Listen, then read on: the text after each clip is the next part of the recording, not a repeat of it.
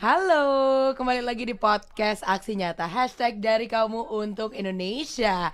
Salam aksi nyata dari kamu untuk Indonesia. Tentunya senang sekali aku Aisyah Latiba. Seperti biasa, sore hari ini aku bakal nemenin kamu dengan materi-materi dan juga pembahasan yang super menarik. By the way, Aisyah mau nyapa dulu nih untuk yang udah join tentunya dari iNews, terus juga streaming dari Twitter, dari TikTok, Facebook Partai Perindo, Partai Perindo, RCTI Plus, Okezone, Sindo News, YouTube Partai Perindo, dan juga website Partai Perindo. Dan Aisyah juga mau kasih tahu kalau seperti biasa juga kita akan bagiin e-voucher belanja total Rp300.000. Ada 3 voucher masing-masing senilai Rp100.000 yang bakal dibagiin untuk 3 orang yang beruntung memberikan quotes terbaik di kolom komentar tentang podcast kali ini.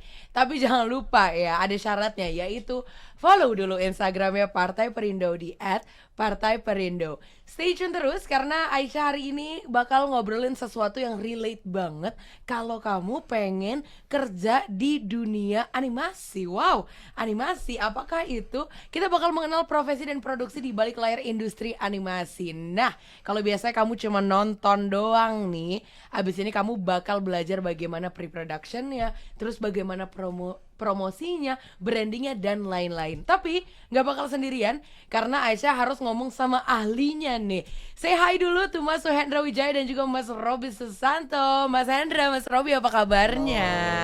Baik. Baik ya, Kiko baik kabar ya? Baik. Selalu baik. Selalu baik, alhamdulillah. By the way, ini untuk teman-teman yang lagi nonton, kalau kamu setiap akhir minggu selalu mantengin RCTI, inilah orang-orang di balik dari Kiko yang ada di RCTI. Tepuk tangan dulu dong buat Kiko, keren banget loh.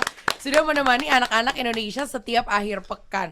Aku mau nanya dulu tapi sebelum membahas pre-production, promotion, dan lain-lain, susah gak sih Mas Hendra, Mas Robi untuk memastikan bahwa kartun-kartun itu akan selalu tayang setiap minggunya?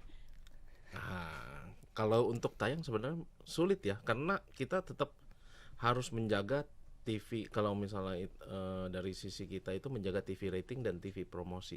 Oke. TV rating dan TV share kita bilangnya. Oh, oke. Nah, jadi selama rating dan TV share bagus, otomatis kita bisa bertahan Oh di gitu. tiap minggunya. So far Kiko masih aman, alhamdulillah, pasti karena berarti penontonnya tertarik dong untuk nonton Kiko. Betul, gitu iya. kan.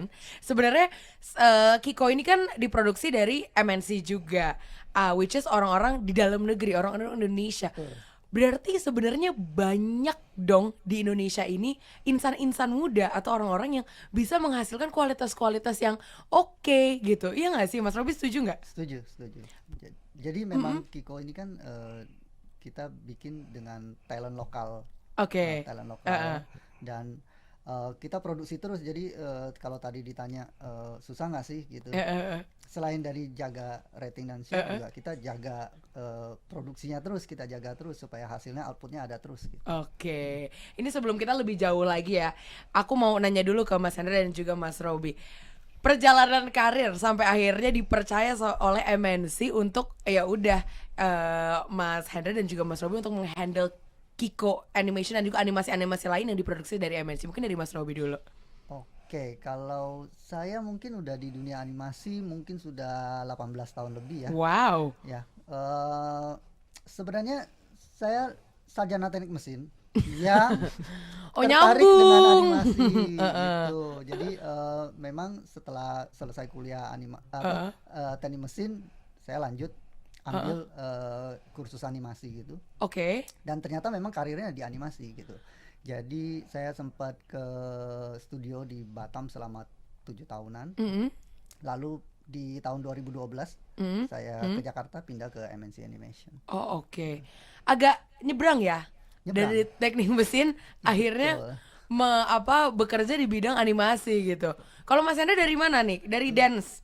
Bukan, dari mana? Saya sendiri juga nyebrang jauh banget. Dari mana? Sebenarnya saya lulusan sarjana computer science, jadi komputer informatika, tapi passion saya itu ternyata di Markom. Oh, Markom, oke. Jadi sebenarnya Mas Hendra sama Mas Robi ini adalah duo combo yang satu memastikan bagaimana pre-productionnya oke, yang satu memastikan gimana outputnya dan diterima sama penontonnya oke gitu kali ya. Lebih ke Mungkin kalau aku nggak fokus hanya- branding ya. nggak hanya- Branding. nggak hanya pre-production kali ya. Kalau di animasi itu ada pre-production, jadi pra-produksinya. Setelah itu ada main productionnya. Oke. Habis itu ada post-productionnya. Oke, ada 3 itu. Nanti kita bakal bahas secara detail tentunya. Tapi kalau kita flashback dulu, mungkin ini pertanyaannya lebih ke Mas Robi kali ya. 10, 15, 50 tahun yang lalu, teknologi belum sekeren sekarang. Dan Mas Robi ada di transisi itu. Dimana kalau sekarang software segala macam udah lengkap, udah aman. Berarti perbedaannya apa nih? Struggle-nya pasti beda dong. Pasti beda ya. Kalau dulu itu kan animasi orang taunya menggambar di kertas. Terus medianya kan juga macam-macam ya. Masih ada 2D animation, ada stop motion. Kalau stop motion itu ya pakai boneka digerakin, terus difoto, digerakin, difoto. Lalu ada yang 3D animation, seperti yang kita buat sekarang kayak Kiko dan film animasi sekarang yang sering kita nonton dari Disney Pixar itu kebanyakan 3D animation. Itu 3D animation. Jadi kalau dengan perkembangan teknologi memang secara software itu sangat membantu, terutama dari sisi kecepatan pembuatan dan kenyamanan seorang artis untuk melakukan pekerjaannya. Namun kalau dari sisi hasil tetap skill dan pengalaman dari si artis itu sendiri yang lebih menentukan dibanding si softwarenya itu. Berarti satu hal selain software dan juga teknologi yang animator harus punya adalah skill. Betul sekali. Dan juga keuletan gitu ya. Betul. Harus bisa gambar berarti. Gini, di produksi animasi kan skillnya kan bermacam-macam karena prosesnya tuh banyak. Ada proses yang memang membutuhkan teknik menggambar yang sangat bagus. Gitu. Seperti membuat desain karakter, membuat desain environment itu memang membutuhkan skill gambar yang sangat bagus. Jadi khusus untuk posisi itu tentunya kita akan cari orang ya dengan skill gambar yang bagus. Gitu. Tapi juga ada skill lain, misalnya membuat 3D model dari konsep desain. Jadi yang harus lebih menguasai tentang misalnya anatomi, lalu bagaimana menggunakan software itu untuk menghasilkan gambar yang sesuai dengan yang I see gitu. Jadi memang skill ya untuk bisa mempertahankan orang-orang di industri ini. Tentunya kita setelah udah dapat production yang bagus, otomatis delivernya ke para penonton juga harus bagus. That's why ada Mas Hendra nih. Gimana menurut Mas Hendra sendiri kalau sekarang nih keinginan orang-orang nonton animasi tuh yang kayak gimana sih? Jenis animasi apa yang pengen ditonton orang-orang setiap minggu atau setiap hari gitu? Atau anak-anak gitu? Gini ya, kita mungkin dari contohnya Kiko aja ya. Kiko aja, iya. Saya sebenarnya join di MNC Animation itu 2016. Dan Kiko sendiri sebenarnya sudah pernah tayang itu di 2014. Tapi kita reskin, istilah kasarnya di upgrade Kikonya agar nice looking dan lebih bisa diterima masyarakat. Baik Indonesia maupun secara internasional. Tapi ketika kita airing Kiko itu, Kiko mungkin terkenal secara satu Indonesia karena kita airing melalui RCTI ya. Tapi dari sisi promosi itu totally different. Jadi kayak kita di Jakarta itu, ketika zamannya saya 2016, orang tuh nggak kenal Kiko. Gitu loh. Kita bawa kemana-mana pun orang nggak kenal Kiko. Nah itu yang jadi struggle di sisi saya. Jadi saya mesti push my 200% atau apapun aku mesti kerja keras di sisi out itu. Banget gitulah ibaratnya. Untuk memastikan orang kenal setidaknya di Jakarta, Jabodetabek, orang kenal Kiko. Kalau sampai orang udah kenal Kiko di posisi Jabodetabek di mana saya bekerja, otomatis saya sukses gitu.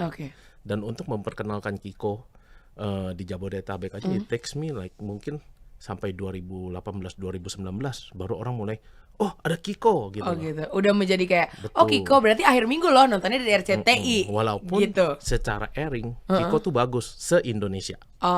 Maksudnya anak-anak tuh nonton gitu ya. Terus akhirnya selama 4 tahun itu apa yang membuat Kiko berhasil dan menjadi ya ibaratnya top of mind kalau nyari film-film animasi dari Indonesia, produksian Indonesia gitu. Ya sering lebih ke activity offline-nya ya. Apa aja contohnya?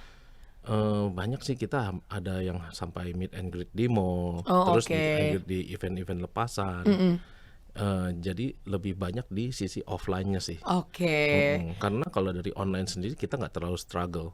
Dan dulu kan sosial media juga anak-anak nggak semua orang lihat sosial media. Dari 13 tahun ke atas kan. Bener. Kalau sekarang kayaknya udah masif banget kan. Betul. Jadi it's not that hard anymore gitu ibaratnya. Dan kita juga ngerasa sih sejak 2018-2019 itu komunitas Kikonya sudah ada dan real. Oke. Kalau dulu orang nggak tahu gitu. Oke. Udah menjadi ya top of mind gitu ibaratnya. Nah, untuk sampai kalau kita dari tadi kan ngambil case-nya animasi Kiko. Kiko tuh tayang tiap minggu kan ya? Hari Minggu kan jam 9.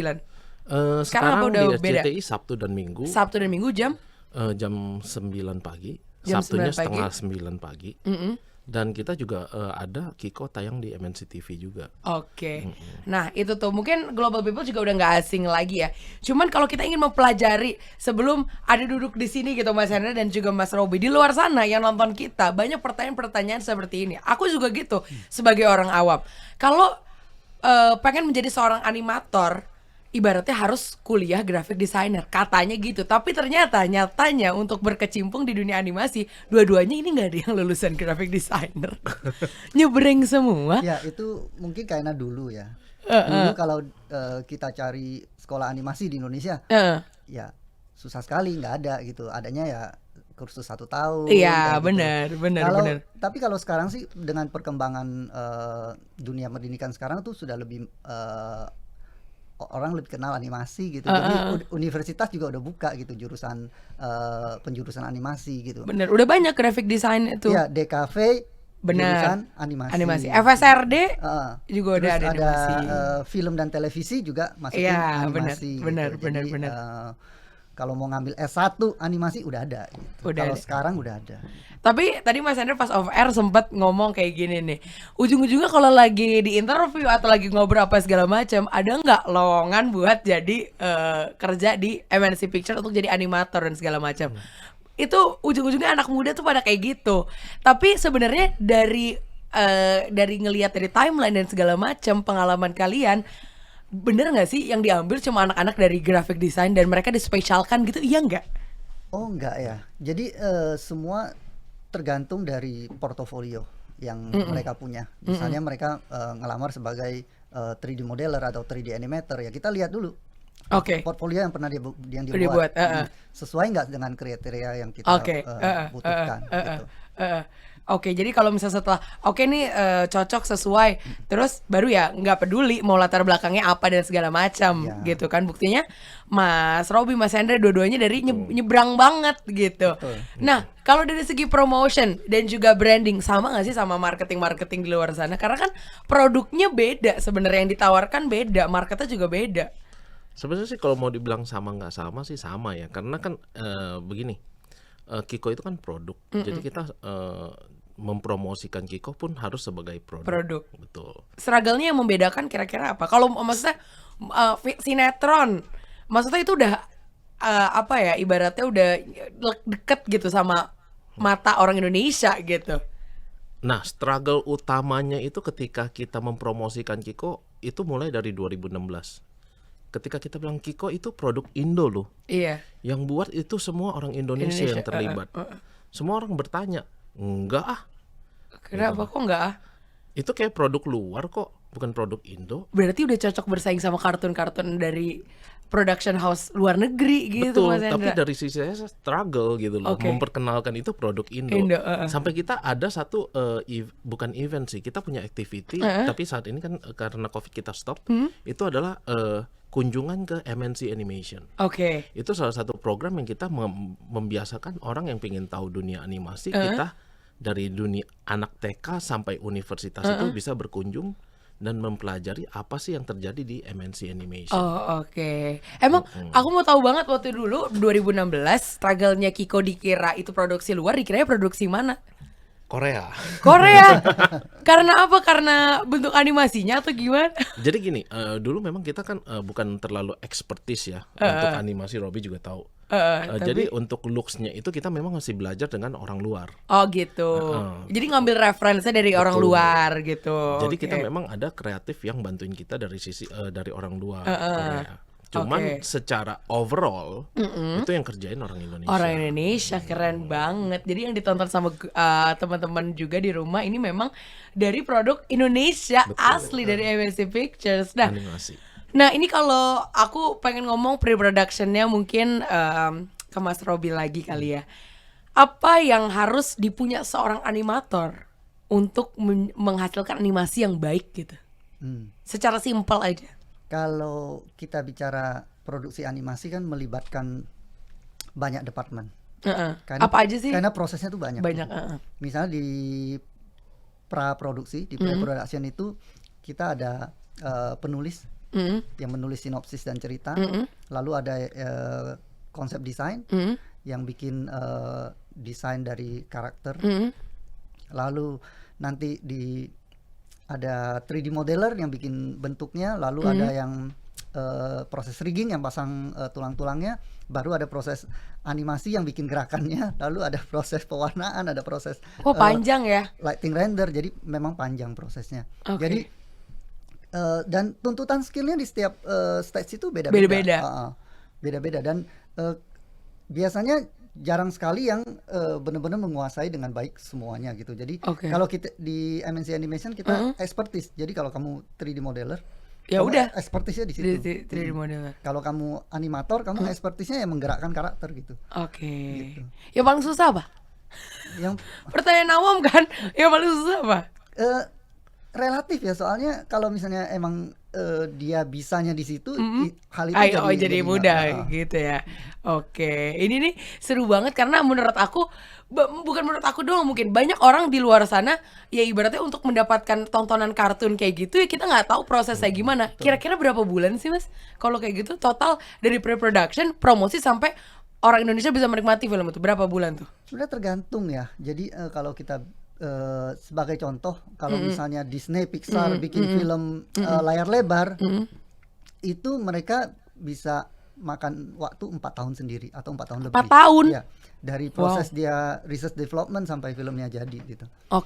Dan kalau di MNC Animation rata-rata misalnya kita bikin 1 season untuk Kiko. Season, rata-rata itu makan waktu 1,5 sampai 2 tahun. Wow, itu tuh dibalik tontonan berkualitas dari MNC ada orang-orang di belakangnya yang mempersiapkan itu bahkan sampai tahunan gitu ya. Ibaratnya. Nah, ini seru banget nih kalau ngobrolin ujung-ujungnya kita udah tinggal nikmatin aja, nggak tahu struggle dibalik itu Mas Hendra struggle, Mas Robi struggle untuk menciptakan tontonan bagi orang-orang Indonesia. Apa dari Mas Hendra sendiri acuan atau landasan mungkin gue udah tahu nih kayaknya Kiko nih udah oke nih gitu loh, udah bisa bersaing bahkan sampai pasar internasional gitu, apa tuh Mas? Ya sebenarnya yang tadi saya jelaskan, kalau misalnya ditanya saya waktu 2016, terus terang saya langsung jawabannya, wah kita ada masalah. Di Jabodetabek aja nggak ada yang kenal Kiko. Tapi kalau sekarang kita udah pede, maksudnya kalau ditanya pun orang Kiko di Jabodetabek orang udah cukup terkenal mengenai Kiko. Oh ya, karakter Kiko aku nonton. Gitu. Gitu. Nah, itu sebenarnya buat kita itu udah satu achievement ya, bahwa kita sukses. Memang kalau dan yang lainnya pun kita kan ada ikut komunitas animasi dan Kiko sendiri sudah dijadiin kayak mereka punya titik untuk mempromosikan ada loh animasi di Indonesia gitu loh. Dan ini orang-orang Indonesia sendiri yang buat dan kamu nikmatin setiap minggunya. Sekarang udah Sabtu Minggu, dulu awalnya tayangnya cuma Minggu doang ya? Di RCTI Sabtu Minggu, tapi di MNC TV juga kita kebetulan running Senin sampai Jumat, cuman memang saat ini program lagi ada program lain jadi kita stop dulu di MNC TV. Gitu. Nah, aku mungkin pengen ngobrol-ngobrol juga, pengen nanya juga nanti ke Mas Hendra bagaimana sebenarnya kalau respon masyarakat pada awal-awal dan lain-lain tentang animasi produk dalam negeri sendiri gitu ibaratnya. Cuman ke Mas Robi dulu nih, kalau mau ngomongin project bukan cuma Kiko doang dong pasti yang sudah dipegang, iya kan?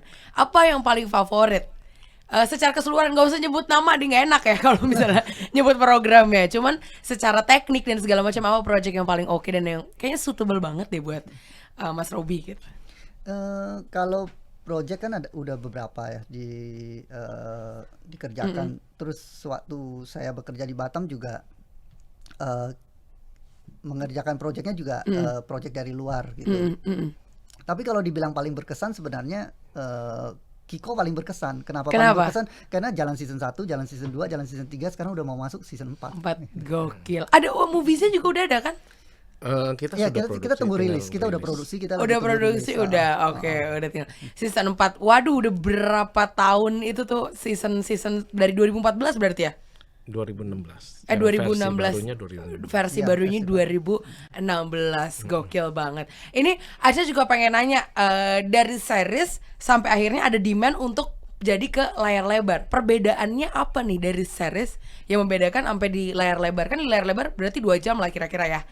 Maksimal 1,5 jam. 1,5 jam. Apa yang membedakan nih ceritanya? Well, kalau di seriesnya Kiko kan kita satu judul 11 menit. Jadi kita bikin cerita 11 menit, 11 menit. Kali ini kan kita harus bikin cerita 90 menit. Dan cerita itu tetap harus menarik selama 90 menit itu. Oke, jadi challenge-nya di situ. Challenge-nya di situ. Lebih berat mana kira-kira memasarinnya nih, Mas Hendra? Ya, masarinnya harusnya di series ya. Karena series. kalau misal kita udah ada series sukses, biasanya kan ke ini moviesnya lebih moviesnya mudah. sukses gitu. Betul. Dan semuanya tetap orang Indonesia juga tuh. Betul. Oke, ini seru banget kalau ngobrolin. Tadi kan aku juga udah sempat nanya mengenai gimana sih durasi dan segala macam untuk mensiapkan satu film atau satu series animasi gitu. Mungkin di luar sana ada banyak teman-teman yang penasaran gitu. Challenge terbesar selama menjadi seorang animator gitu. Mas Robi boleh kasih tahu nggak sih kira-kira apa hal yang paling struggle-nya? Mungkin dari segi penghasilannya awal-awal kah belum ada duitnya apa ya?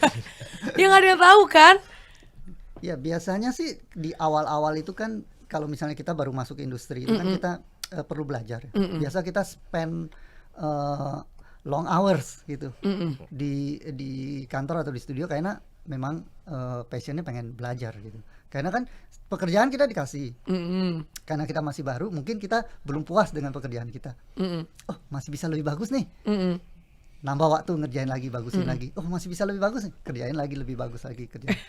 Mungkin struggle-nya ya selain itu juga kita juga harus lebih open minded ya, karena kerjaan kita akan dilihat dan di-approve oleh misalnya sutradara gitu. Sutradara akan memberi masukan, akan memberi kritikan, dan di situ kita harus bisa menerima itu semua dan ngasih feedback lagi ke pekerjaannya kita itu supaya nanti bisa hasilnya bisa sesuai. All out dan juga sesuai sama yang dimau tentunya. Nah, kalau dari Mas Hendra sendiri, kira-kira tahun ini selain Kiko, kira-kira ada lagi nggak dari MNC Pictures yang bakal menjadi gebrakan di dunia animation? Sebenarnya saat ini selain Kiko kita sudah tayang Bima season 1. Oke, Bima season 1. Dan targetnya dari Mas Robi sendiri tahun ini kita akan ada Kiko season 4 dan Bima season 2. Bima season 2. Betul. Gokil. Itu kalau misalnya mau tahu segmentasinya dari Bima sama Kiko, itu sama aja apa? Ya udah general ini buat anak-anak atau beda ternyata di dalamnya ada segmen-segmen lain gitu. Kalau Penontonnya. dari sisi kita awalnya sih targetnya sama ya.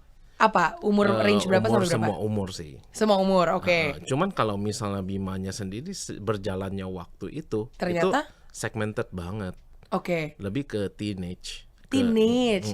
Teenage sampai dewasa malah. Oh, teenage sampai berarti 15 sampai 20 tahun gitu masih nonton. Iya, justru lebih banyak di area itu. Sedangkan kalau Kiko itu tuh semua area dia bisa mencakup.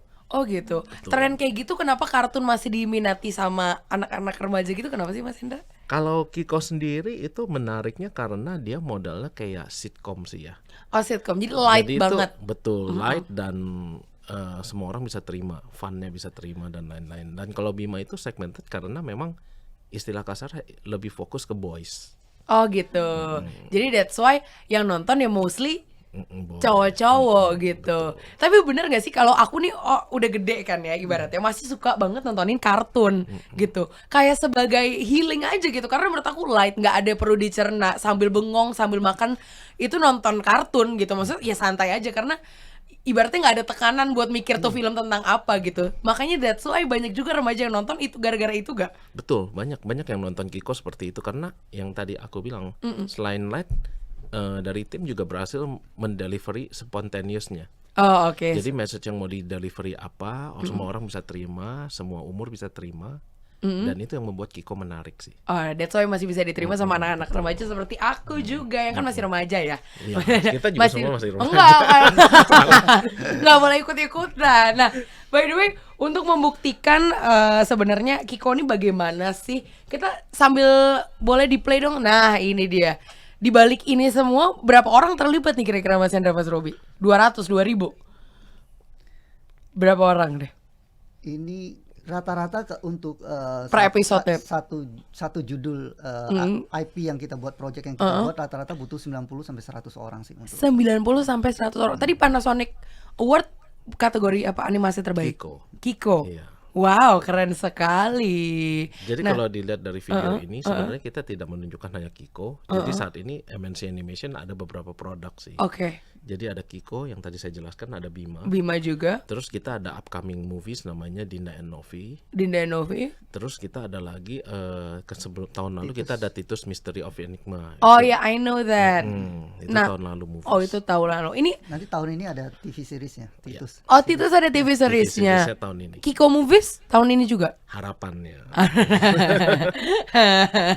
Nah, tadi kan udah masuk ke jadi bikin skripnya dulu. Terus tadi apa? Ini storyboard. Ini storyboard. Seribet ini. Ya ampun. Panjang prosesnya. Panjang. Ini animatic. Orangnya beda lagi. Tuh. Terus habis itu lanjut kemana lagi nih? Habis animatic. Nah, ini yang 3D itu bukan ya? Belum. Oh, ini belum. Ini Oh, masih repot ya? Animatic, lalu VO recording. Oh, oke. Ini orang bule tapi. Iya, salah satu yang aku bilang kita masih Bener-bener. mempelajari teknik yang perlu kita kuasai. Kuasai bener-bener. Jadi masih sambil. Nah, ini baru 3D modeling. Ya. 3D modeling tuh baru ada dari tahun berapa, Mas Robi? Wah, kurang tahu ya. Tapi mungkin di 90-an. 90-an ya. Ini kalau udah dengan teknologi-teknologi seperti ini sebenarnya para animator sudah sangat dimudahkan gitu ya. Dibanding kalau dulu berarti sangat benar-benar manual gitu dulu sendiri. Ya, kalau dulu kan belum ada medium 3D animation, jadi jadi 2D animation, jadi gambar sendiri. Gambar di kertas, nanti baru di foto. Oh gitu. Ada yang bikin key posesnya, ada yang bikin gambar in betweennya. Oke. Nanti semua baru di foto-foto.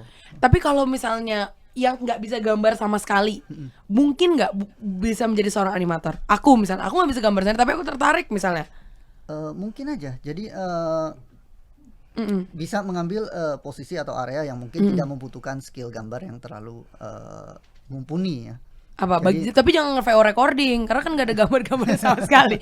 Yang nggak butuh skill gambar. Ya, kalau sekarang ini kan dengan perkembangan teknologi ada software ya kan. Kalau dari sisi misalnya programming atau scripting coding gitu, itu pun ada gitu loh. Oh, karena, itu bisa. Karena itu dibutuhkan di dalam produksi. Oke. Orang yang bikin tools supaya software ini bisa melakukan apa yang kita harapkan dalam produksi. Itu ada juga yang ada bikin, juga yang coding. Oke, jadi tenang aja ya, untuk mungkin lagi ada yang nonton penasaran dan udah tahu dirinya tidak bisa gambar, tenang aja, tetap bisa punya kesempatan untuk bekerja di MNC Pictures atau animation gitu ya, MNC Animation. Nah, kalau dari Mas Hendra sendiri melihat tren perkembangan dari tontonan animasi di Indonesia dan juga produksi-produksi yang sudah dilaksanakan dan telah diproduksi gitu, bagaimana ke depannya? Kayaknya tren orang Indonesia pada masih mau nonton animasi yang seperti apa sih? Kalau tren kayaknya jauh membaik ya, malah animasi Indonesia mulai diapresiasi dan banyak studio-studio di Indonesia yang mulai berkembang dan mulai memproduksi animasi sendiri. Oke. Betul. Nah, dari MNC Animation kita juga cukup bangga dengan hal ini karena artinya kita sukses membawa teman-teman untuk maju bersama sih. Setuju. Terakhir mungkin boleh kasih tahu Mas Hendra dan juga Mas Robi, kalau di luar sana banyak anak-anak muda yang pengen berkarir di dunia animasi, apa nih pesannya dan harapannya? Apa yang diperlukan dan bekal apa yang harus dipunya sama teman-teman gitu? Mungkin dari Mas Robi kali. Kalau dari saya untuk teman-teman di luar sana mungkin selalu mengasah skill karena animasi itu prosesnya nggak instan gitu, bukan sesuatu yang dipelajari, dikasih tahu, udah ngerti, udah. Tapi itu tergantung dengan kita punya waktu untuk mengasah skill kita, kemampuan kita, supaya kemampuan itu terus lebih baik dan lebih baik gitu. Oke. Kalau dari Mas Hendra sendiri mungkin ada nggak? Kalau saya sih mungkin balik lagi passionate. Karena kalau misalnya memang kita passion di situ, lebih gampang handle situasinya dan lebih gampang mencapai apa yang kita mau sih. Gitu. Kalau tanpa itu rada sulit untuk ikut dalam industri spesialis seperti animasi. Oke, jadi harus passionate, harus suka dulu sama kerjaannya, betul. harus cinta dulu, nanti yang lain ngikutin. Kalau struggle dari awal dulu teknologinya agak sulit gitu ya, Mas Robi sekarang sudah sangat-sangat dimudahkan begitu ya. Nah, yang dari tadi kita obrolin ini berkaitan banget, relate banget sama Partai Perindo. Karena apa? Ada campaign aksi nyata hashtag dari kamu untuk Indonesia, relate banget sama movement yang selalu dijalankan sama Partai Perindo, yaitu produktif pasti, solutif pasti, modern, bersih, berintegritas, peduli, dan juga tentunya turun tangan untuk Indonesia sejahtera. Dan Partai Perindo memanggil putra-putri terbaik untuk Indonesia sejahtera melalui konvensi rakyat, yaitu program penjaringan secara daring bagi warga Indonesia yang berminat mendaftarkan diri sebagai bakal calon anggota legislatif bacalek di semua tingkatan pemilihan, DPRD Kabupaten Kota, DPRD Provinsi, dan juga DPR RI. Cara daftarnya gampang. Buat detailnya kunjungi website www.konvensirakyat.com. Dan untuk mendaftar sebagai anggota Partai Perindo bisa mengunjungi website www.partaiperindo.com atau klik bit.ly/member Partai Perindo. Dan untuk kamu yang sudah memberikan quotes terkait dengan tema hari ini, kita bakal ngumumin 3 pemenangnya pada minggu depan di Instagram Partai Perindo di @partaiperindo. Tapi ingat, ada satu kuncinya, jangan lupa follow Instagram @partaiperindo. Thank you so much Mas Hendra, Mas Robi, ngobrol-ngobrolnya. Sampai ketemu, siapa tahu nanti aku bisa menjadi seorang animator juga, walaupun kayaknya agak nggak mungkin. Tapi kalau dilihat dari background kuliah Mas Hendra dan juga Mas Robi, kayaknya nggak perlu ya lulusan graphic design, semuanya bisa menjadi seorang animator dan juga bekerja di bidang animasi gitu ibaratnya. Thank you so much, semoga sehat-sehat dan nanti kita bisa ketemu lagi. Dan thank you so much juga untuk Partai Perindo yang selalu bergerak dengan aksi nyata. Semoga Partai Perindo semakin sukses dan maju terus untuk Indonesia sejahtera. Salam aksi nyata, hashtag dari kamu untuk Indonesia. Aisyah Latifah pamit, sampai jumpa di episode berikutnya. Bye-bye. Marilah seluruh rakyat Indonesia, arahkan pandanganmu ke depan. Raihlah mimpimu bagi nusa bangsa, satukan tekad untuk masa depan.